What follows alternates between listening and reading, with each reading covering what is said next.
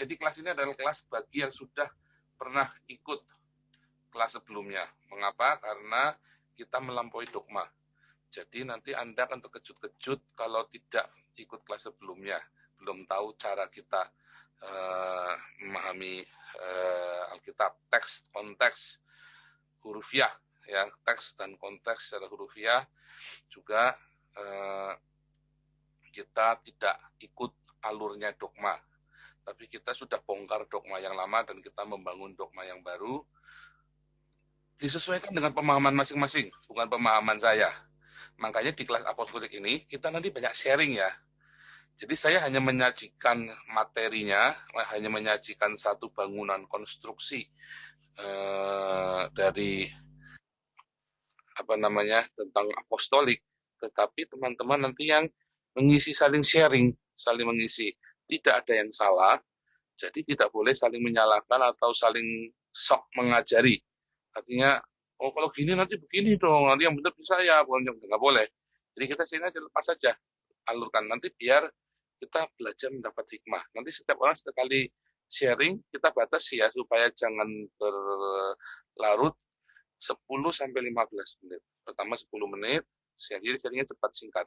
Terus tambah 50 menit. Jadi semua bisa dapat ilmunya banyak kita. Kalau bisa teman-teman bisa aktif juga ya. Nah, di dalam apostolik, kenapa kita namanya apostolik? Ya, karena kita ada di Efesus 4 ayat 11 itu ada 5 fungsi jemaat di dalam gereja Tuhan. Gereja, ingat, bukan gedung ya. Kita sudah melewati semua gedung. Kita melewati semua organisasi dan denominasi. Kita masuk ke benar-benar makna hurufiah yang ada di Alkitab. Ya. Kita yang namanya gereja adalah kita yang disesuaikan dengan arti Alkitab, bukan organisasi, bukan denominasi. Jadi kita benar-benar tekstual ya. Nah, di dalam gereja, yaitu kita, ada 5 fungsi, yaitu kita pakai yang mudah ya, ada 5. Kerasulan, kenabian, penginjilan, para penginjil, para gembala, dan pengajar. Nah, kelas kita namanya apostolik, yaitu kerasulan. Kerasulan, apostolik, profetik, evangelis, terus pastor, dan teacher. Ya. Nah, 5 ini kita harus hafal ya.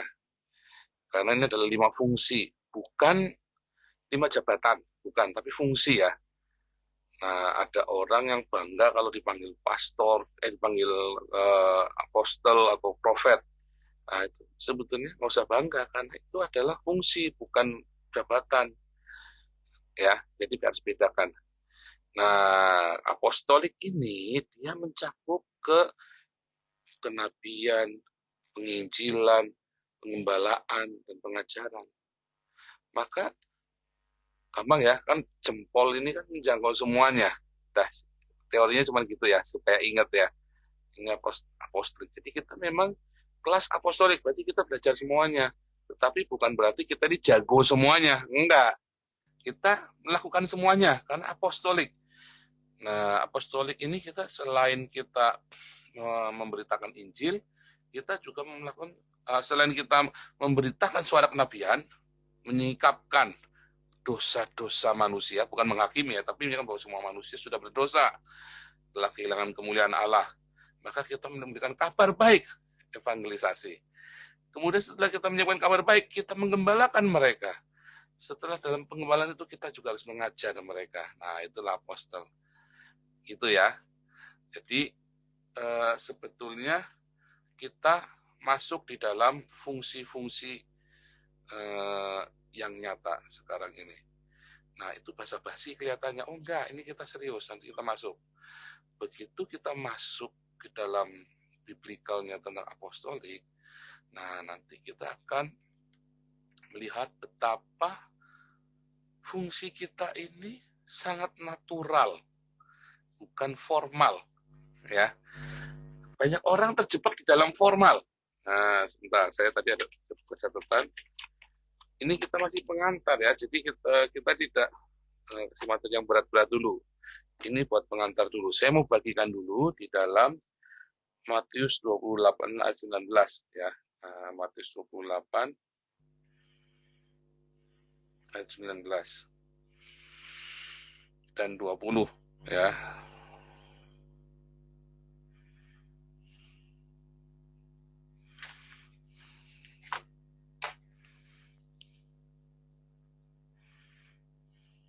Ya.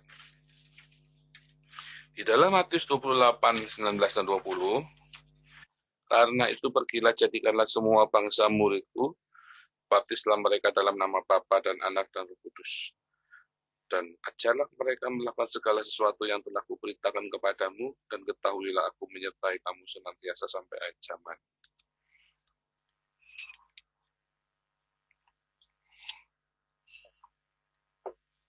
Dalam dua ayat ini ada 4 hal. Ya, ada 4 hal. Saya bagi ya. Karena itu pergilah jadikan semua bangsa muridku. Ya, kemudian baptislah mereka dalam nama Bapa, Anak, dan Kudus. Kemudian ajarlah mereka melakukan sesuatu padamu. Ketahuilah aku menyertai kamu. 1, 2, 3, 4. Ada 4 hal. Kita pergi, jadikan semua bangsa muridku. 2, baptislah mereka. 3, ajarkan mereka. Dan keempat, jangan takut, aku menyertai. Jadi jangan pernah bilang aku nggak bisa. Karena Dia menyertai kita. Jadi tidak ada ketidakbisaan, tidak ada kemustahilan. Aduh, aku ini kurang ini. Oh, aduh, aku ini masih karakternya tidak baik. Aduh, aku sendiri masih banyak masalah. Aduh, aduh, aduh, aduh, aduh. Tetapi ketahuilah aku menyertai kamu senantiasa sampai pada akhir zaman. Jadi, tetaplah pergi, tetaplah baptis, tetaplah ajarkan, tetaplah percaya. Ia beserta kita. Nah, lalu orang bertanya, jadikan semua bangsa muridku. Orang ketika masuk di dalam konteks ini, dia berpikirnya adalah dia pergi dari mimbar ke mimbar, khotbah, dari negara ke negara atau kota ke kota. Atau dia pergi pinggir jalan, memberitakan Injil, bagi-bagi traktat. Itu yang selama ini kita pikirkan. Nah, karena kita terjebak selalu di dalam aktivitas. Sedangkan ketika perintahnya adalah jadikan semua bangsa muridku, yang sama dengan engkau akan menjadi saksiku di Yerusalem, di Yudea, di Samaria, sampai ke ujung bumi. Ini kan beritanya sama kan? Yang di Matius 28 ayat 19 sampai dengan Kisah Rasul 1 ayat 6 sampai 8 kan? Kan sama ini. Sama Kisah Rasul 1 ayat 8. Aku menjadi saksiku di Yerusalem, di Yudea, di Samaria, sampai ke ujung bumi. Dan sama dengan jadikan semua bangsa muridku. Kau menjadi saksiku. Apa sih menjadi saksi? Menjadi saksi itu jangan terjebak di dalam satu formalitas, aktivitas yang bagi-bagi traktat. Gitu ya. Enggak. Walaupun itu adalah salah satunya. Tetapi kalau kita pahami yang namanya menjadi saksi, itu berarti hidup kita ini loh. Kita ini saksi Kristus. Orang menyaksikan Kristus di dalam hidup kita. Itu yang namanya menjadi saksi. Orang melihat Kristus di dalam hidup kita. Itu yang menjadi saksi. Jadi setiap kita pertama kali kita jadi saksi buat siapa? Buat keluarga kita. Itu namanya menjadikan semua bangsa muridku. Itulah target pertama kita, yaitu seluruh isi rumah kita, sanak famili, rekan-rekan kita yang dekat. Kita menjadi saksi hidup bahwa Yesus bekerja dalam hidup kita. Tapi sayangnya, kita tidak menjadi saksi bahwa Yesus hidup di dalam kita. Kenapa? Karena kita gagal untuk hidup bersama Yesus. Kita gagal hidup bersama dengan Roh Kudus. Sehingga kalau kita tidak hidup bersama dengan Roh Kudus, Galatia 5 ayat 22-23 lagi tidak muncul, nggak keluar dari hidup kita. Jadi simpel ya, diawali sebenarnya apostolik ini diawali dengan keluarga kita, dengan hidup kita, dengan keluarga kita. Urusan bereskan hidup kita. Bereskan hidup kita, ya, sehingga keluarga kita melihat Yesus hidup dalam kita. Kemudian kita bisa berbicara, memperkenalkan Yesus kepada mereka. Bukan kita lantang-lantang bicara tentang Yesus, sementara badan kita tidak mengalami Yesus, tidak mengalami Roh Kudus. Itu ya. Lalu baptislah mereka dalam nama Bapa. Kita membaptis, saya nggak membaptis anak-anak saya ya, saya orang lain yang membaptis. Saya banyak baptis orang, tapi saya nggak afdol. Jadi kata siapa yang boleh membaptis? Anda, ya, baik itu untuk kalau saya memang nggak afdol, jadi saya baptisan anak saya kasih ke orang, ya kan. Jadi saudara, kita ini sudah boleh membaptis. Kalau bisa bekerja sama dengan gereja lokal, organisasi, karena ada organisasi di dunia ini. Tetapi kalau ribet, nggak usah, baptis saja sendiri. Jadi begitu, karena pembaptisan ini, kita penting orang itu segera dibaptis. Masalahnya ribet, banyak yang ribet. Kalau kita di Eropa, nggak terlalu ribet, nggak kayak di Indonesia ya. Tetapi dalam beberapa hal juga masih tetap ribet, apalagi kalau yang kita baptis refugee. Nggak gampang juga loh, ya gereja itu mau baptis refugee. Ya udah kita baptisnya sendiri. Gitu. Nah itu yang jangan takut membaptis. Balik lagi, jangan terjebak di dalam legal formal. Jangan terjebak dalam legal formal. Kita harus keluar dari batas-batas organisasi dan dinding-dinding denominasi, dogma-dogma gereja. Tentu kalau bisa kerjasama dengan gereja lokal, kita kerjasama. Tetapi pada kenyataannya akan sulit. Kalau refugee, urusannya refugee ya. Karena gereja tahu ada refugee ini banyak yang pura-pura dibaptis hanya demi surat baptisan. Gitu. Jadi misalnya kayak Vanessa lagi ingin jadi orang, bawa dulu ke gereja. Tapi kalau pastor lu kan orangnya easy going, nah jadi gampang sebetulnya ya. Ya, di beberapa gereja sulit ya, di beberapa gereja sulit. Kalau pastor lu kebetulan orangnya easy going, nggak rese gitu loh. Tapi ada yang rese loh gereja ya. Nah, jadi ya itu kita mesti pikirkan ya. Jadi pokoknya siapa yang boleh membaptis? Kita ini boleh semua membaptis. Jangan takut ya, karena kita ini diberi kuasa oleh Tuhan. Jangan takut. Kita ingat tidak dibatasi oleh dinding organisasi. Ya, hanya kalau kita bisa bekerja sama dengan gereja yang ada, kita kerja sama dong. Kalau nggak bisa, kita lewatin aja.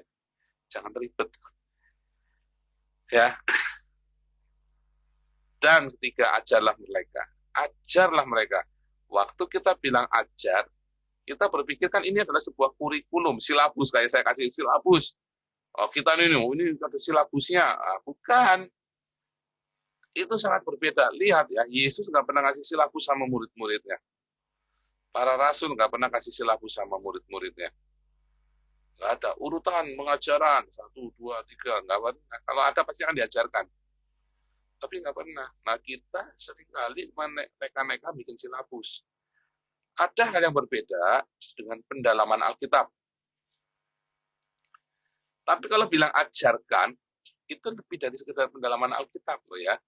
Kalau bilang ajarkan ini yang di dalam konteks Matius 28 ini adalah sebuah gaya hidup. Teladan. Lihat, Yesus mendirikan sinagog. Iya ya kan, dulu ingat pelajarannya. Setiap Yesus kan sekolah, makanya disebut rabi karena sudah lulus sekolahnya. Disebut sekolah rabi nih. Sebentar, saya harus minum banyak.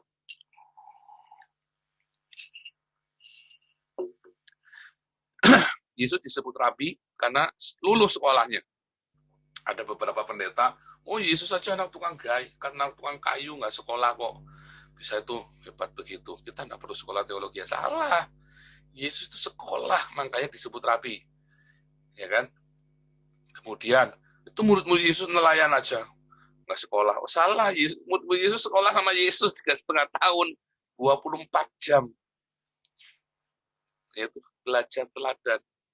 Jadi sekolah ya, 3,5 tahun itu di luar belajar Pancasila, bahasa Indonesia, belajar kewiraan, belajar PMP, itu 3,5 tahun itu sudah selesai S1 itu, ya kan?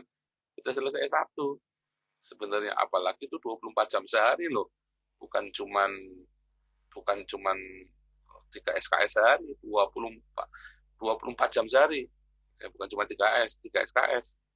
Artinya mereka sudah benar-benar diajari segala hal yang perlu mereka ngerti. Tapi nggak pernah lulus. Kalau Yesus kan lulus, makanya dipanggil rabi. Lihat murid-murid Yesus, tidak ada satupun yang dipanggil rabi. Artinya apa? Tapi kenyataannya kan murid-murid Yesus dibaptis Roh Kudus kan.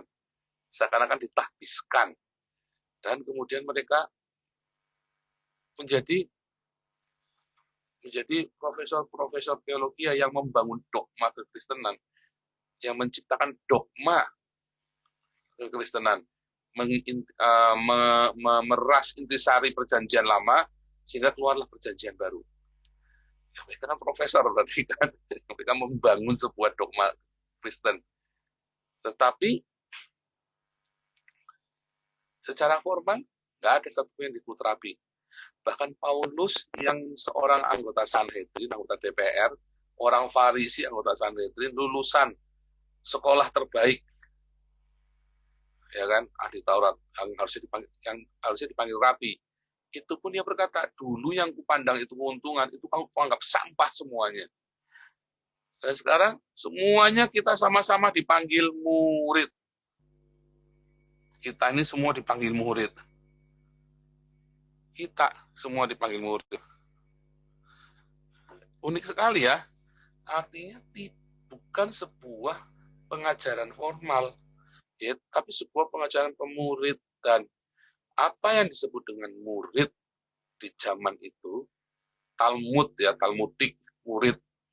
Murid adalah orang yang belajar dari teladan gurunya. Bedanya Yesus memuridkan Talmudik ya, membuat suatu Talmudik pemuridan dengan para rabi yang lain apa? Rabi yang lain bikin sekolah formal, sinagog. Bikin sinagog syarat sinagog kan 12 orang kan, 12 plus 1. Ya, Yesus itu kan syarat sinagog itu. Mereka bikin sinagog formal. Terus mereka lulusan sinagog jadi rabinik. Tetapi Yesus membuat sinagog berjalan, sekolah kehidupan. Dari teladan yang tidak berkurikulum. Kurikulumnya adalah hidup, masalah, pencobaan, hal-hal yang dihadapi setiap hari. Itulah kenyataannya, itulah faktanya. Pemuridan atau sinagognya Yesus. Sinagog ya. Sebentar. Masuk dulu dah ini. Saya butuh ini ya. Nanti kita masuk ke sini ya. Ada namanya sinagog. Ya kan, sinagoge kan. Ini kan sebenarnya formal kan, 12 plus 1 kan. Satu gurunya, 12 muridnya. Yesus bikin 12 plus 1. Syarat sinagog berdiri. Tetapi sinagog Yesus bukan bangunan. Bukan. Tetapi hidup di jalan-jalan. Di laut, di danau, di bukit, di pasar-pasar. Menghadapi kehidupan sehari-harinya. Itu sinagog yang Tuhan Yesus berikan. Yesus mengajar materi umum, tapi juga materi yang khusus. Ya, tetapi itu kehidupan, semuanya sekolah kehidupan, praktek langsung di depan mata, orang sakit disembuhkan, berjalan di atas air, orang mati dibangkitkan, sampai mau dilemparin batu. Itu yang terjadi. Jadi bukan formal, tetapi justru informal pengajaran itu. Kemudian, kalau kita lihat, pola sinagog ini diaplikasikan di dalam Kisah Rasul. Ya, 2-5 kita amati itu.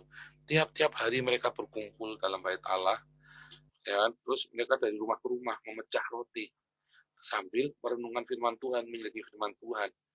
Dan mereka ya, selalu temanya adalah yang dihadapi hari itu. Saling menguatkan satu sama lain, memecah roti satu sama lain. Pesannya Paulus kan, memecah roti, nah, satu sama lain, menguatkan satu sama lain. Mereka nanti punya masalah lagi dalam masalah homoseksualitas, masalah lagi di dalam moralitas, masalah lagi di dalam sosial, masalah lagi di dalam masalah SARA, masalah ras. Mereka hadapi setiap hari masalah ekonomi, masalah-masalah psikologis yang lain. Dan itu yang dihadapi hari itu, pelajari hari itu. Ya, itu yang diajarkan. Makanya kemudian lihat pelajarannya Yesus itu. Ini ada di gereja tradisional ya. Yesus itu mendirikan sinagog, bukan sinagog formal, tapi informal. Ada di gereja tradisional dan biblical. Makanya ada yang namanya hikmat. Ada yang namanya pengertian. Nah, orang mencampur adukan dengan yang namanya cerdik seperti ular. Tulus seperti merpati. Nah, ini cerdik seperti ular itu tidak sama dengan hikmat ya. Beda. Oh, kita harus berhikmat, cerdik seperti ular. Salah. Walaupun hikmat adalah bagian dari cerdik seperti ular. Nah, kita pertama awali dengan hikmat. Apakah hikmat? Hikmat adalah bagaimana kita meresponi sebuah masalah, sebuah kejadian. Bagaimana kita bisa meresponinya, menanggapinya. Baik itu susah, baik itu senang. Itu hikmat. Banyak orang lagi susah ngutukin Tuhan. Marah-marah. Kayak saya kan temper kan. Kalau barang hilang, ngamuk-ngamuk. Apa bikin salah dikit ngamuk-ngamuk. Nah, itu saya. Saya banget itu. Temper. Nah, terus kita minta Tuhan, kenapa beri hikmat untuk bagaimana cara aku mengatasi kalau ada masalah ini. Tapi satu pihak banyak orang ketika dikasih duit banyak, wah langsung dah overacting dah. Semua rasanya dia yang paling kaya di dunia, yang lagi maki-maki semua sama dia, orang kere semua, dia yang paling hebat pokoknya. Padahal lagi diberkati loh, sama loh. Orang lagi diberkati, lagi dipuji-puji orang, wah rasanya orang hina semua, dia yang paling suci mulia. Nah itu banyak terjadi gitu, makanya kita minta hikmat untuk setiap situasi supaya kita bisa menempatkan diri meresponinya, baik itu dalam lagi kondisi nggak baik kita tahu meresponinya, kondisi lagi luar biasa indahnya mulianya kita sedang dimuliakan pun kita tahu bagaimana meresponinya, kita bisa melakukannya semuanya itu tepat sesuai dengan apa mau Tuhan ya, sehingga kita bisa membedakan mana yang baik, mana yang berkenan dan sempurna, kehendak Allah yang sempurna. Itulah hikmat. Ya, balik lagi ke Roma 12 ayat 2. Sehingga kita bisa membedakan kehendak Allah yang sempurna. Dan ujungnya apa? Galatia 5 22-23. Buah roh. Karena kita punya hikmat. Kenapa orang nggak berbuah? Kadang-kadang bukan karena dia nggak punya, bukan karena dia nggak baik loh. Tapi dia tidak hikmat, tidak berhikmat, dia ceroboh. Dia gegabah. Respon, ya inilah aku, inilah karakterku seperti ini, kamu harus terima aku apa adanya. Enggak. Kadang-kadang karena kita tidak ada metanoia, tidak ada perubahan akal budi, sehingga kita gagal untuk berbuah roh, karena kita kurang hikmat. Nanti kita stop dulu di situ, nanti kita nyambung lagi ya. Lalu ada yang namanya pengertian. Apakah pengertian? Pengertian adalah kemampuan untuk memahami sebuah situasi, sebuah masalah. Kalau kita ada sebuah masalah, baik itu tidak baik itu rumit maupun apa, kita gagal untuk mengerti, maka kita nggak bisa punya hikmat untuk mengatasinya. Kalau kita gagal untuk mengerti, maka kita sulit sekali untuk bisa melekat erat sama Tuhan.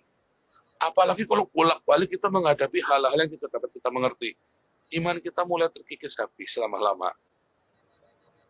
Ya kan? Sehingga dalam sebuah masalah kita minta pengertian. Amsal selalu ngajar kita hikmat pengertian. Diawali dengan takut akan Tuhan. Dasarnya dari itu dulu. Maka kita kan bisa punya hikmat dan pengertian. Dan selalu disuruh belajar. Ya kan? Disuruh belajar. Belajar dari siapa? Dari orang tua. Lah, orang tuanya kita aja tidak punya hikmat dan pengertian, nggak pernah ngajarin kita. Makanya kita disuruh cerdik seperti ular. Nah, perkataan Yesus apa? Lihat, aku mengutus kamu seperti serigala serigala di tengah domba lagi. Seperti domba di tengah serigala. Itu ayatnya di mana ya? Matius 10 ayat 16 ya. Lihat, aku mengutus kamu seperti domba di tengah serigala. Maka cerdiklah seperti ular. Apa artinya cerdik seperti ular? Cerdik seperti ular itu bukan lihai. Bolak-balik. Saya itu dari kalau saya lagi nge-zoom itu, terus banyak orang masuk kan. Oh, kita kan harus cerdik seperti ular, Pak Paul. Semua definisinya sampai naik dewe. Yang namanya cerdik seperti ular. Lihat ya, ular datang kepada Hawa. Membawa firman Tuhan yang sebagian kelihatannya benar, tapi dipelintir. Si pencoba juga datang kepada Yesus dengan firman Tuhan. Yang sama, tapi dipelintir. Iblis itu datang kepada kita itu dengan firman Tuhan yang separuh benar. Makanya kita harus cerdik seperti ular. Apa? Kita harus tahu firman Tuhan. Iblis tahu firman Tuhan dengan pasti. Iblis tahu ketika ketika Haaretz ini diciptakan. Iblis tahu. Dengan firman itu kan, Iblis tahu. Iblis ada di sana. Ya, si Hillel ini kan, dia lihat rencana mesianik ini. Dia lihat di situ. Dia tahu sekali apa arti kata firman yang menjadi manusia. Dia ngerti. Nah sama, makanya kita harus ngerti. Tapi iblis itu mencari pembenaran, makanya dia potong-potong firmannya. Sama seperti kita, kalau kita tahu firman Tuhan, potong-potong. Sehingga kita benerin badannya kita sendiri, kan firman Tuhan begini, yang penting kan firman Tuhan gini ya. Enggak. Ada dasarnya setelah kita tahu firman Tuhan, untuk menerapkannya ada dasarnya, yaitu kita harus tulus. Seperti merpati, kita mencari kebenaran, bukan mencari pembenaran. Ada aletheia di sana. Ada Yohanes 8 ayat 32. Ya. Yohanes 8 ayat 32. Engkau akan mengetahui aletheia, dan aletheia itu akan memerdekakan kamu. Kenapa nggak dibilang engkau akan mengetahui dikaiosune? Ya, ini dikaiosune ya, cerdik seperti ular ini dikaiosune. Kebenaran. Jikalau dikaiosunemu tidak seperti ahli Farisi, ahli Taurat dan Farisi ini, kalau tidak melihat kerajaan Allah. Dikaiosune itu kebenaran urutan 1, 2, 3, 4, 5 itu ya. Kebenaran pengetahuan firman Tuhan, pengetahuan tentang agama, itu dikaiosune. Cerdik seperti ular itu dikaiosune. Ya, kebenaran. Dikaiosune. Tetapi banyak orang mencari pembenaran, nggak usah. Justifikasi pembenaran kita itu dari iman. Ya, jadi bukan karena kita tahu firman Tuhan banyak, bukan. Tapi tahu dari firman. Makanya harus tulus aletheia, seperti merpati. Engkau akan mengetahui aletheia. Aletheia itu yang memerdekakan kita. Sehingga firman yang kita mengerti itu benar-benar memerdekakan kita. Dikaiosune itu bukan untuk pembenaran kita. Ya. Jadi jangan mencari pembenaran. Ya. cerdik seperti ular itu kita tahu firman Tuhan dengan pasti sehingga kita tahu mana yang berkenan. Nah, balik lagi kan, kita tahu mana yang berkenan, Roma 12 ayat 2, mana yang baik, mana yang berkenan, dan mana yang kehendak Allah yang sempurna. Karena kita tahu firman Tuhan. Tapi di satu pihak kita harus tulus aletheia. Engkau akan mengetahui aletheia, dan aletheia itu akan memerdekakan kamu. Ya, Yohanes 8 ayat 32. Sehingga saat itu kita punya hikmat untuk bereaksi dengan benar. Itu ya, dan itu adalah cara hidup kita sehari-hari. Yang nanti pelan-pelan Tuhan rubah. Responnya kita salah, ngulangin lagi. Responnya kita benar, kita naik kelas. Gitu. Nah, oke, sampai sini dulu. Ya, tanya Pak. Menarik ya. Ya. Menurut Bapak, si Petrus itu sudah lulus belum Pak? Kan dia juga salah satu murid Yesus yang paling kasar Pak. Iya. Yang paling ya pokoknya dia paling nggak bisa di itu dah. Sedikit aja dia cepat marah tuh Pak. Jadi jangan, itu sebenarnya Petrus itu menggambarkan kita ya, banyak orang ingin bersaksi tapi hidupnya sendiri masih belum bisa jadi saksi kan, masih kasar, masih kayak saya lah. Saya beberapa tahun yang lalu itu temper sekali ya, saya itu temper banget. Ya, saya juga sama. Nah, tapi jangan putus asa, karena seperti Petrus nanti diubahkan, kita pun minta sama Tuhan untuk diubahkan. Kesalahan kita adalah kita tidak mau cukup rendah hati untuk mengakui bahwa kita salah. Itu masalah dari banyak orang. Seperti Petrus, sebelum dia diubahkan dengan sempurna, dia selalu merasa sok paling jagoan, dia merasa bisa semuanya, bahkan dia berani menasehati Tuhan. Kan begitu kan? Yeah. Padahal dia sedang salah. Tapi banyak orang karena dia pride himself, dia bangga dengan diri sendiri. Biasanya orang-orang yang nggak pernah gagal atau orang-orang yang cerdas, saya yang pinter-pinter begini, orang-orang yang kurang ajar justru. Saya gini, kenapa? Jadi sulit terbentuk. Tapi kenapa orang-orang yang sederhana, orang-orang itu malah dibentuk cepat sekali? Saya kadang-kadang, saya baru menyadari itu setelah saya usia 30, hampir 40 ya. Saya ngelihat kenapa teman-teman itu ya, dulu yang saya anggap rendah, saya anggap remeh. Dulu kan saya star, bahkan waktu saya jadi full timer pun saya star kan di gereja kan. Tapi kemudian saya melihat dalam jangka panjang, orang-orang yang simple sederhana itu malah justru mereka secara kerohanian lebih mantap daripada saya. Mereka lebih berhasil memang Pak. Pada kenyataannya begitu. Betul. Dan saya menganggap dulu juga diri saya pintar, memang saya tahu semua, dan lebih banyak tahunya daripada mereka-mereka. Ya. Dan itu di bestetik, di apa namanya? Konfirmasi. Dibenarkan ya. Itu. Jadi di tempat kerjaan saya apalagi mereka sampai bos saya bilang lu kan yang paling pintar. Iya, jadi susah deh Pak. Iya. Sampai ada anak buah saya bilang dia biar matanya ke depan juga ada matanya di belakang.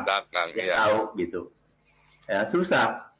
Nah, jadi itu juga membuat adat juga kadang-kadang jadi mestinya biasa aja, lemah lembut. Itu justru lebih bisa mengatur mereka daripada saya cak.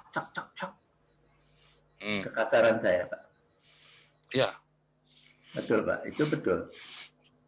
Itu ironi ya. Saya asal tahu firman Tuhan banyak sekali dulu ya sama orang-orang full timer lain. Itu membuat proses saya menjadi lebih lambat. Iya. Jadi teman-teman jangan khawatir kalau lamban untuk menangkap sesuatu ya. Jangan pernah kagum juga kalau ada orang, pintar sekali nih firman Tuhan, dibuka-buka bongkar balik saya enaknya sendiri. Jangan kagum juga. Pokoknya nempel serat-eratnya sama Tuhan, nanti nyampe. Benar Pak. Setelah saya sakit tuh Pak. Biasanya ya itu setelah udah ngalami yang bobrok-bobrok itu baru kita bertobat kayak saya. Udah nggak ada gitu baru bertobat. Ya belum terlanjur, tidak ada yang terlanjur, makanya Tuhan kembalikan, ya kan? Karena Tuhan sayang. Tapi Tuhan tetap pakai juga. Pak Iman yang mau mati tuh ya Pak ya. Iya, aduh. Baru berubah. Saya baru tahu tuh. Iya. Ya kalau Tuhan mau, udah dah, tobat, lewat dah. Lintir selesai. Iya. Kalau Tuhan makanya saya membangun gereja ini nggak pakai kepintaran, cuman tiap kali mau itu Tuhan yang kasih. Perkataannya Tuhan yang kasih, Pak. Caranya juga Tuhan yang kasih.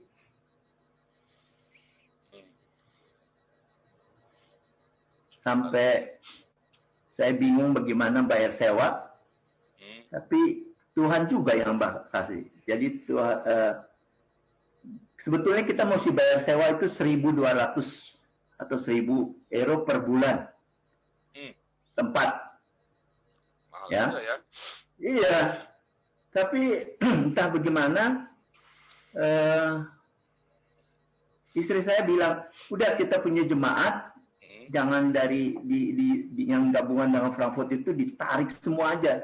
Ya saya bilang tarik aja semua, kita kasihin aja ke jemaat ini, ke jemaat gereja yang saya jadi majelis ini. Nah, terus udah dikasihin, pendetanya bilang, kalian boleh memakai tempat ini tanpa bayar. Aduh, saya sampai jingkrak juga. Saya bilang enggak mungkin nih saya. Saya karena kita tulus ya. Kita tulus, iya. kasihkan semua. Iya. Luar biasa Tuhan. Saya sampai cari uang ke Amerika tuh Pak. Cari uang, pendetanya sana nggak ada. Dia bilang saya nggak ada rencana untuk buat Eropa. Terus saya ke Indonesia Pak. Di Indonesia saya dibilang apa Pak? Biasanya dari Eropa yang ngasih duit ke Indonesia, bukan Indonesia yang kasih duit. Aduh, saya sampai gimana nih Tuhan? Sekarang surat-suratnya udah beres, tapi tempatnya nggak ada. Itu saya gemeteran, Pak. Saya tahu bahwa kami nggak mampu untuk bayar itu. Benar-benar, bukan main. Itu juga jadi majelis juga terakhir tuh Pak. Saya tuh jadi majelis itu lagi sembahyang syafaat. Sembahyang syafaat sebelumnya memang udah ditawar-tawarin, tapi saya paling nggak suka jadi majelis karena saya udah mengalami beberapa tahun jadi majelis gabungan antara Frankfurt dengan Darmstadt. Nah, itu saya nggak suka karena mereka selalu ribut terus. Saya mesti memutar otak saya. Jadi saya nggak mau. Tapi itu juga terakhir.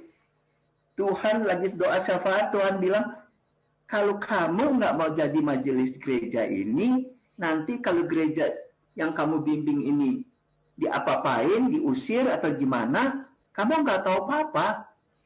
Ngomong begitu, Pak. Saya sampai bilang, iya betul juga. Saya bilang sama istri saya bilang sama yang perempuan yang udah agak lebih umur situ, saya bilang saya jadi dah. Bilangin tuh. Terus langsung diangkat jadi majelis dengan disetujui oleh 9 orang tanpa satu pun yang bilang tidak.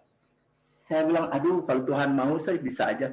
Karena majelis itu di tempat kami itu di gereja Jerman itu ada yang advokat Pak, pengacara, ya pengacara Jerman aktif. Ada yang doktor Pak, dokter chemi. Ada yang guru, 2 guru jago-jago. Saya tuh kalau lagi meeting, kadang-kadang saya nggak ngerti bahasanya. Saya bilang, Tuhan, tolong nih Tuhan. Nggak ngerti saya. Tapi Tuhan bimbing, Pak. Bukan main. Luar biasa. Iya. Memang itu tadi ya, kalau kita sudah melampaui masa-masa itu, kita jadi ngerti ya. Iya. Melampaui, makanya itu tadi, jangan, Petrus ini adalah contoh buat kita. Petrus ini adalah sebuah contoh bahwa jangan putus asa. Tadi sore kan juga sama kelasnya kan. Loh, Pak, kalau kita masih punya temperamen yang begitu rupa bagaimana? pas apa nanti malah transfer spirit dong ke orang. Loh, jangan takut. Yang penting kita mengakui dulu kita memang ada masalah itu. Kita punya masalah dengan itu, kita harus akui dulu. Karena tanpa kita mengakui kan nggak ada pertobatan. Tanpa ada pertobatan kita tidak ada perubahan, tidak ada restorasi kan. Iya. Nah yang penting kita mengakui dulu bagaimana ya kayak Petrus itu kan. Sampai akhirnya Petrus benar-benar dihancurkan dengan ayam itu kan, ayam berkokok itu kan, kegagahannya itu dihancurkan dia. Hancur itu benar itu hancur itu. Sampai waktu Yesus datang di Danau Galilea, dia yang terjun pertama kali, nyemplung ke air itu kan dia berenang kan, menyambut pertama kali. Saya kalau ingat cerita itu, detil itu saya coba dramatisir itu, wah itu mengharukan sekali loh tuh cerita itu waktu Petrus turun. Murid-murid yang lain nggak nangis, Pak. Iya. Cuman dia yang nangis. Ya berenang ya kan, dia cari dia dulu. Itu guru yang pertama kenal dia malah dia kan. Dia sadar karena dia memang ada rasa itu tadi dihancurkan itu. Nah itu jangan khawatir. Jadi teman-teman juga yang merasa belum sempurna jangan takut. Jawabannya yaitu tadi, ya jangan takut. Nah kita masuk dalam kelas pemuridan, kita ini murid seumur. Makanya para rasul itu disebut murid seumur hidup loh Pak. Sampai matinya mereka tetap disebut murid. Para rasul itu tetap disebut murid. Jadi kita ini adalah murid. Nah, karena satu guru kita Yesus, makanya kita melampaui semua dogma. Kita melampaui semua denominasi. Karena guru kita cuma satu Yesus. Kita baca kitab suci yang sama, guru kita adalah Yesus, dan itu akan berkembang sesuai dengan pemahaman kita di dalam Tuhan. Yang penting nanti hasilnya adalah buah roh tadi, Galatia 5 ayat 22, dari buahnya kita akan tahu. Kalau nanti buahnya kita nggak Galatia 5, 2, 2, 3, berarti ada yang salah. Nah gitu aja. Pengajaran kita mungkin ada yang keliru. Nah, gitu. Makanya saya sangat menolak teori konspirasi. Kenapa? Karena buahnya selalu paranoid. Buahnya itu selalu ketakutan, kecurigaan, dan buahnya itu selalu nanti akhirnya tidak baik. Kebanyakan paranoid, ya. Kebanyakan itu selalu paranoid dan mencurigai orang lain. Buah dari teori konspirasi itu salah satu contohnya ya. Jadi teori konspirasi juga satu pengajaran dalam teolog Amerika ya. Itu sedang populer sekarang di Indonesia. Iya, aduh, itu serem kali. Siapa tuh yang dari Amerika yang mualaf tuh? Iya, Pak Tony Bastaman. Pak Tony Bastaman itu. Aduh. Dia itu benar-benar orang militan, tapi orang kalau sudah kena itu teori konspirasi itu kita harus mulai hati-hati, bukan orang yang nggak baik loh, tetapi pemahaman di dalam otak itu, di dalam metode itu bukan orang yang nggak baik, betul Pak. Iya, bukan orang yang nggak baik, tetapi cara memahami teori konspirasi itu main dari buahnya. Buahnya apa? Dia selalu buahnya nanti paranoid. Dia nanti nyalakan ini, nyalakan itu, mulai tuh. Iya, nyalakan ini. Pendeta yang terkenal di Indonesia itu yang saya kasih, aduh, minta ampun deh, saya sampai kecewa. Iya, makanya kita hati-hati, tetapi kita tetap harus menghormati orang-orang yang itu, walaupun mereka percaya teori konspirasi. Kita hanya sama mereka, Pak. mengelus dada saja, hanya mengelus dada saja. Iya, karena nanti terus kemudian dia mandek loh. Dia kemudian mandek. Saya lihatnya kedewasaannya mandek nanti. Mereka punya itu kan udah banyak, Pak. Tapi begitu orang-orang pada lihat, kok dia salah nih. Nah, karena dia salah ngomong kan, Pak. Habis deh. Dia punya itunya. Jadi kayak api itu udah kobar-kobar begitu, habis kayunya, habis. Iya. Kayak disiram pakai busa itu ya. Hilang. Kasihan kan. Saya sambung dulu ya sedikit. Jadi tadi kita balik lagi ya. Waktu kita menghadapi masalah atau suatu proses dalam kehidupan, baik itu senang maupun susah, saya pernah mengalami senang yang saya reaksinya salah ya. Waktu saya masih baru punya anak satu, baru melahirkan itu, wah itu adalah masa-masa kenangan yang indah, salah satu kenangan yang indah ya, salah satu, bukan masa sekarang lebih indah, hari ini lebih indah. Cuman waktu itu adalah salah satu kenangan indah. Anak kami baru satu, baru lahir. Saya pas waktu itu diizinkan Ya, saya udah pendeta tapi saya kerja di bank waktu itu ya. Saya kerja di ABN AMRO waktu itu di bank asing, kan keren kan? Wah, di bank asing. Terus meningkat cepat sekali. Saya jadi kepala cabang di perkebunan. Gede ya. Jadi kepala cabang. Saya pegang Palembang, Bengkulu, Padang, Lampung. Wah, gede wilayah saya kan. Wah, kan ngeri sekali. Tiap hari tiap sebulan sekali saya selalu ngurusin kapal yang draftnya 7 meter. Jadi itu kapal muatan 100 ton. 20.000 ton, kapal muatan 20.000 ton. Gede banget itu kapalnya itu. Mobil aja bisa jalan-jalan di atasnya kapal itu. Oh. Terus saya tiap bulan ngurusin itu. Jadi pengaruh itu kuat sekali. Gubernur, Kapolda, ya. Sampai saya pernah diledekin sama direktur kami kan. Wah, Paul mah gila, centengnya mayor. Gitu. Jadi ada satu mayor TNI itu selalu sama saya. Karena dulu saya pernah mau dibunuh orang waktu itu ya. Terus dia tahu, dia belain, yang jadi teman baik lah. Orangnya juga kebetulan nggak mata duitan gitu. Jadi waktu itu udahlah saya kasih job aja sekalian. Nah, karena saya kasih job, kemanapun saya pergi, karena itu Palembang kan, itu serem kan, maka dia selalu nampingin saya. Kalau saya ke tempat-tempat yang nggak baik, pokoknya nanti tunggu saya, supaya orang semua kenal kamu. Dia bilang, saya kenalin. Nah, kebetulan dia kenal sama kepala bandaranya, kenal sama ini. Wah, makanya saya terkenal sekali dulu waktu di Palembang itu. Saya masih usia 25 apa ya, 27 itu, saya masih muda sekali. Saya terkenal sekali di Palembang. Sah gubernurnya, sah premannya kenal semua. Jadi itu masa-masa. Tetapi waktu itu saya tidak berhikmat. Saya tidak bisa menyikapi. Saya tidak mengerti saat itu apa yang terjadi dengan saya. Jelas, saya nggak tahu. Saya cuma menikmati saja. Saya hanya menikmati saja. Itu seperti raja itu saya waktu itu tuh, rasain seperti raja. Uang datang sendiri. Semua orang berusaha ngasih uang. Semua orang pengen ngasih saya uang, coba bayangin. Karena kan mereka butuh barang kami kan. Barang kita itu kan di perkebunan itu kan ngeri kan. Semua orang berusaha ngasih kita uang. Cuma waktu itu banyak yang saya tolak. Sekali saya terima, saya langsung laporan. Saya baru terima uang ini buat ini. Ini uang suap sebetulnya itu ya. Cuman saya langsung laporan ke HRD. Saya baru terima ini, terus saya kasih rekening yang berbeda. Karena uang suap itu digunakan untuk kalau ada preman-preman atau untuk bayar-bayar tentara polisi gitu loh. Jadi saya waktu itu kebiasaan bayar-bayar waktu itu. Nah, waktu itu saya tidak mengerti apa yang sedang terjadi, bahwa Tuhan saat itu sebetulnya saya dimuliakan, disembuhkan dari kemiskinan. Bukan saya miskin sekali. Waktu itu saya berkuasa sekali. Nah, Tuhan saya nggak mengerti kalau Tuhan itu lagi ngajarin itu. Sehingga saya tidak berhikmat untuk mengelola. Wah, itu hancur. Bukan pekerjaan yang hancur, sayanya. Jadi waktu itu ada gesekan, ya saya menang, tetapi saya sombong sekali waktu itu. Malah saya tantang balik direktur saya. Terus saya keluar. Jadi saya keluar sendiri, bodoh kan. Dan selalu begitu akhirnya saya. Setiap kali sudah karirnya udah bagus, saya kalau kerja sesuatu selalu baik, selalu the best. Selalu the best dibandingkan dengan kompetitor.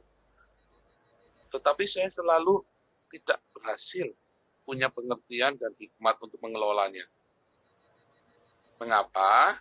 Nah, kita buka di dalam. Karena ini kan saya rasanya kan selalu ada yang mengkhianati, ada yang curang, ada yang apa. Nah, selalu jatuh di dalam pencobaan. Selalu jatuh dalam pencobaan, ada di Yakobus 1. Inilah kaitannya. Ini kan ada iman dan hikmat. Ya. Anggaplah suatu kebahagiaan apabila kamu jatuh ke dalam berbagai pencobaan. Ya kan? Oh, pertamanya saya ini dari Tuhan.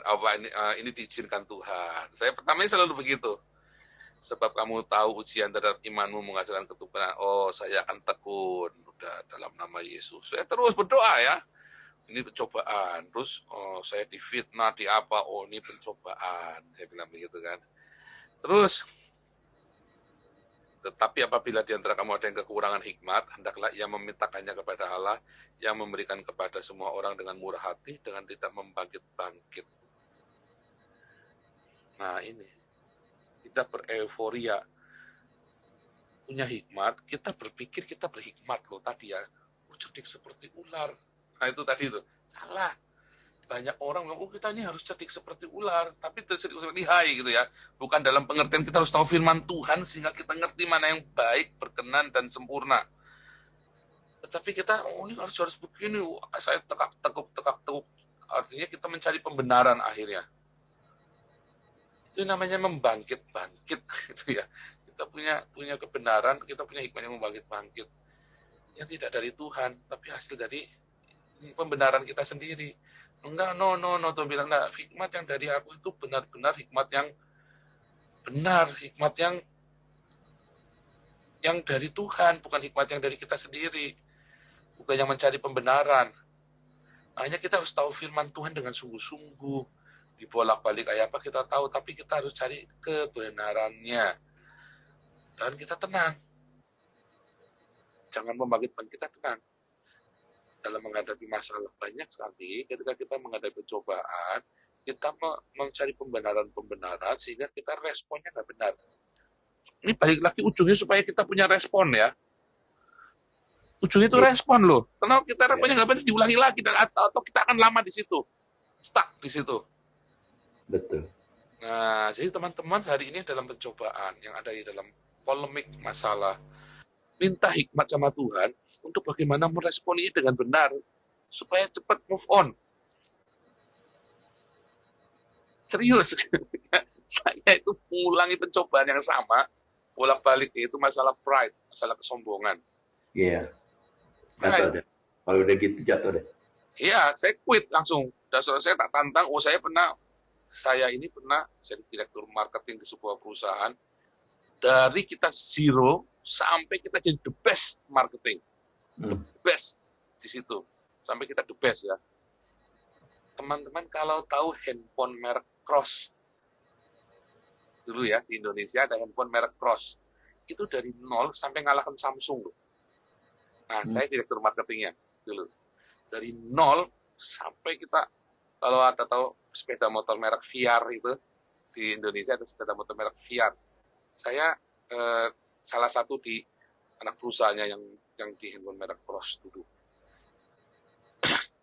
Dari nol, dari zero sampai top, sampai the best marketingnya. Tahu apa yang saya lakukan ketika terus kemudian salah satu itu kan ada konsorsium, itu kan yang punya konsorsium laptop advance, sepeda motor VR, terus ada Toolsware, ada merek Toolsware, peralatan itu Toolsware itu konsorsium pokoknya. Nah terus wow, ini udah kita paling top, saya masih disalah-salahin sama ada satu bos, ini orang Medan, ada satu. Saya punya dendam kesumat sama orang Medan waktu itu. Wah, saya gebrak itu. Bos, saya gebrak mejanya coba. Itu kan saking sombongnya orang itu. Itu bos, biar aja dia menyalah-nyali kita, mau apa ya, bodoh amat kan. Wah, itu saya gebrak mejanya itu, bos itu. Kaget sih bos itu, saya gebrak. Akhirnya kita ribut intinya. Intinya begitu ya. Jadi saya selalu begitu mengalami hal seperti itu. Dan saya bilang, saya nggak pernah takut keluar. Karena setiap saya keluar, saya pindah tempat lain, saya selalu ada yang nawarin gaji lebih gede. Selalu begitu. Sehingga makin sombong. Iya. Sampai akhirnya, benar-benar, suatu ketika Tuhan bilang, stop. Terakhir, saya benar-benar stop. Dan Tuhan itu benar-benar ngasih terobosan. Tuhan hancurkan hidup saya, yang menghabisi saya sesama pendeta. Terus waktu saya ketemu Tuhan Yesus di dalam masa itu kan saya udah tinggalkan Tuhan. Nah itu saya mulai Tuhan ngajari, tahu nggak masalahnya? Kalau dari awal responmu benar, kamu nggak akan melewati semua yang ini yang diulang-ulang, ini diulang lagi, terus berulangan. Sampai saya heran gitu loh. Nanti habis ini pasti ini, habis ini respon saya ya ini. Respon saya selalu sama, gebrak pasti. Entah yang dulu saya di perkebunan, entah itu yang waktu saya di perusahaan IT, entah itu yang saya ada di perusahaan apapun, saya gebrak terakhir.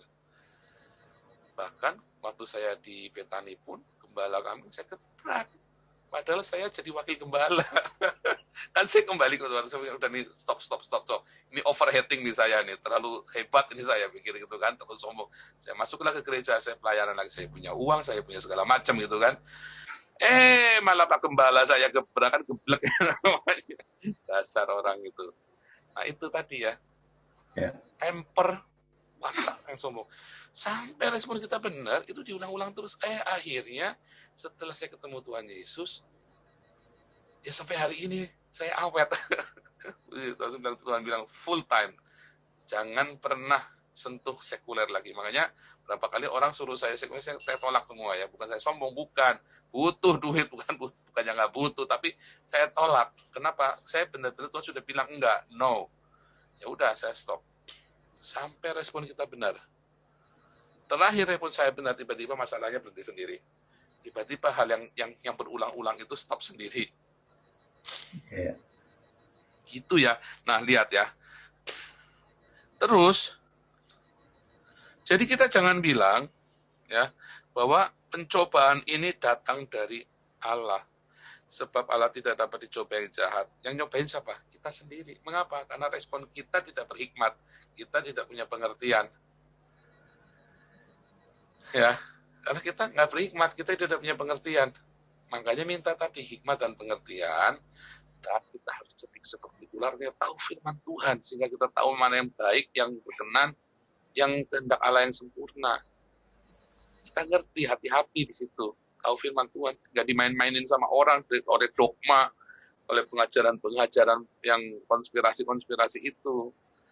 Jadi kita nggak bingung. Coba orang-orang yang tahu firman Tuhan dengan detail, dengan jelas, ya, hurufiah, tekstual, ya, dia tidak akan mudah terhasut dengan teori konspirasi. Tidak akan mudah, karena firman Tuhan sudah jelas ngomong begini, detail. Nah, kemarin itu saya ada cerita, ya, apa sih angka 666 ini maknanya? Ternyata adalah syahadatnya Islam ya, jumlahnya 616 ditambah huruf nun, yang distempel sama ISIS di Irak itu kan orang-orang Kristen distempel kan pakai huruf nun, jadi 666. Itu nanti akan terjadi secara hurufiah. Ya, orang distempel pakai syahadatnya orang Islam. Itu jadi secara hurufiah nanti. Suatu hari itu akan terjadi. Bukan microchip. Microchip itu nanti malah udah lenyap itu nanti. Dunia kan, karena Islam itu mengajarkan kita kembali kepada peradaban zaman batu. Jadi mundur nanti dunia itu akan mengalami kemunduran tiba-tiba ketika Islam berkuasa di dunia. Kapan? Nanti. Terutama orang Kristen dulu nih, kita akan mengalami revival seluruh dunia, kemudian tiba-tiba orang Kristen jatuh di dalam dosa semua. Biasa kan itu kan. Nah, kemudian Islam yang ambil alih. Selama 3,5 tahun, kembali ke peradaban zaman batu. Karena Islam itu kan ajaran zaman Nimrod, zamannya Hammurabi. Pengajaran Muhammad itu adalah kemunduran ya, mundur sebelum zaman Musa malah. Jadi apa zamannya Hammurabi, zamannya Nimrod. Pengajaran Islam itu zamannya Nimrod, zamannya Kejadian 11. Satu bahasa, satu budaya, semua harus satu semuanya. Satu budaya, satu bahasa, terus mengkultuskan satu tempat gitu ya. Itulah pengajaran di dalam sana. Itu kan kembali ke sana. Kenapa? Dari mana saya tahu kenapa saya tenang? Karena saya tahu persis yang tertulis. Maunya seperti apa? Bukan yang seperti itu. Makanya orang ribet dengan masalah ini. Akhirnya dia ribet. Nah tadi dengan hikmat yang membangkit tadi. Kalau saya saya tenang, nggak ada, tenang aja. Setiap masalah dalam kehidupan, saya selalu tenang dulu. Saya ingat firman Tuhan apa? Saya ngerti, saya diberi hikmat yang benar. Nah itu kita harus hati-hati. Makanya tadi hikmat dan pengertian itu harus cerdik seperti ular, yaitu tahu firman Tuhan, tetapi tulus. Engkau akan mengetahui aletheia, dan aletheia itu akan memerdekakan kamu. Padahal tiap hari kita berdoa sama Tuhan Yesus apa? Janganlah membawa kami ke dalam pencobaan. Iya. Kenapa kita dalam cobaan? Karena kita dipikir sendiri. Nah, tapi kita bilang sama Tuhan, jangan biarkan aku dituntun ke sana. Yang menuntun Tuhan bukan kita sendiri. Makanya kita minta Tuhan tolong jangan. Nah Tuhan bilang ada firman Tuhan, bacalah firman Tuhan. Janganlah membawa kami ke dalam pencobaan, tapi lepaskanlah kami dari yang jahat. Kan gitu kan bunyinya kan. Tapi kan kita masuk ke dalam pencobaan. Kenapa? Karena kita tidak setia kepada yang tertulis. Tetapi kalau kita setia kepada firman Tuhan yang tertulis, 1 Korintus 4 ayat 6, yes, jangan melampaui yang tertulis. Maka firman itu akan menuntun kita menjauhi pencobaan. Tiap-tiap orang dicobai oleh keinginannya sendiri. Kenapa diseret dipikat olehnya? Karena tidak ada Galatia 5 ayat 22, tidak ada buah roh. Dia tidak dipimpin oleh Roh Kudus. Roh Kudus yang membawa kepada kebenaran, kepada aletheia. Kita tahu firman Tuhannya untuk mencari pembenaran, bukan kebenaran. Itu ya, itu endingnya. Oke teman-teman, luar biasa. Itu part awal ya, ini part awal kita. Minggu depan kita mulai masuk ke materi-materinya. Nanti kita banyak sharing. Tapi di awal ini, itu intinya begitu ya. Jadi kelas ini ya sedang mengajarkan kembali natural. Bagaimana pemuritan yang natural. Bagaimana kita memuridkan bukan dengan formalitas, tapi natural, mengalir begitu saja. Sesuai dengan bagaimana Tuhan membawa kita ke dalam pembentukan ilahi itu. Balik lagi kasusnya Petrus. Itu terjadi sama kita. Kasusnya Petrus, kasusnya Thomas. Itu selalu terjadi sama kita ya. Yang skeptik ya kan, atau kayak Petrus nantangin, atau kita kayak Yakobus yang mau sok hebat, selalu ada. Dan itulah kita. Sampai kita disempurnakan dan kita dipenuhi Roh Kudus, dipimpin benar-benar menuju kepenuhan itu ya. Makanya sekarang kita menuju kepenuhan. Makanya pemuritannya natural itu dari mana? Suami, istri, anak-anak. Mereka lihat teladan kita. Saat kita gagal, kan mereka lihat. Kan balik lagi pemuritan adalah sebuah teladan. Ya kan? Kalau kita gagal gimana? Kita ngomong kalau kita salah. Supaya anak jangan niru kita. Makanya jangan malu untuk minta maaf kalau salah. Jangan sombong untuk minta maaf. Supaya orang tahu kita ini salah. Jangan ditiru. Suatu ketika anak saya ngamuk-ngamuk. Terus saya ngamatin. Saya bilang, ini saya banget ini. Terus setelah dia rada tenang, saya panggil. Kamu tahu nggak kenapa kamu marah-marah begitu? Ya nggak tahu, pokoknya pengen marah. Iya, itu karena kamu ngelihat papamu begitu. Kamu enak ngamuk-ngamuk? Ya nggak enak ini. Iya. Kamu tahu nggak salahnya di mana? Apa dulu nggak tahu salahnya di mana? Sekarang tak ajarin kamu salahnya di mana. Kenapa harus begitu? Terus tak ajarin. Tapi kita harus ngaku dulu kita salah. Bahwa itu adalah kita. Jadi jangan kita ngomel-ngomelin anak kita kalau anak kita bersungut-sungut. Karena mungkin dia nyontoh kita. Gitu ya. Keluarga kita itu cerminnya kita. Ya, jadi jangan salahkan mereka dulu. Kita kasih tahu kita itu, oh kita salah, kita kasih tahu, kita salah. Yang gitu itu tidak baik, kita kasih tahu. Ya, termasuk ketika anak saya ngomong ya, ada ngomong kelewatan gitu lah, anak saya, anak perempuan gitu ya. Terus saya datang ke dia, kamu tahu nggak kenapa kamu begitu? Kenapa papa ngomong begitu? Kamu tuh dapatnya dari papa, kamu nggak sengaja. Terus dia kaget. Oh, tapi kamu tahu itu nggak baik? Iya, Pak, tahu nggak baik. Ngomong kelewatan ya, kan maklum orang kita sekeluarga punya karunia kenabian, jadi pedes gitu kalau ngomong itu bisa tiba-tiba pedes begitu kan. Kamu tahu nggak dari papa? Ya, jadi kamu harus ngerti. Ya, dia harus tahu bahwa si papa ini bikin salah, jadi dia bilang yang itu jangan sampai masuk ke dalam batinmu. Kita batasi, kalau nggak dia tetap akan belajar dari kita, dari teladan kita. Mau ngerusak orang itu gampang sekali, biarkan saja rusak. Kalau mau membentuk kebiasaan baik, kita perlu tiap kali ngomongin, ngasih tahu. Tapi kalau mau ngerusak, murid gampang, dibiarin saja rusak sendiri. Iya kan? Ngajarin yang jelek kan dibiarin aja, jelek sendiri. Tapi kalau ngajarin yang baik, bukan cuma diajarin, diomongin, diajarin, diomongin, salah lagi, diomongin lagi, salah lagi, diomongin lagi, diingetin terus. Itulah pemuridan natural. Jadi teman-teman kalau habis baptis orang, bahkan di luar keluarga sendiri ya, jangan memuridkan, oke, kamu ketemu sama saya seminggu sekali saya muridkan. Oh, nggak begitu. Biasa aja berteman. lagi di kafe, lagi cita-cita kita cari firman Tuhan. Itu pemuridan. Ya, bukan sengaja-sengaja, bukan. Seminggu sekali, itu kalau seminggu sekali kita namanya sedang pendalaman Alkitab, kita lagi belajar Alkitab sama-sama. Bedain. Dan itu dia harus benar-benar punya waktu buat itu. Oke, itu dulu. Oke, lanjut lagi, teman. Why are you running? Why are you running? Psycho killer.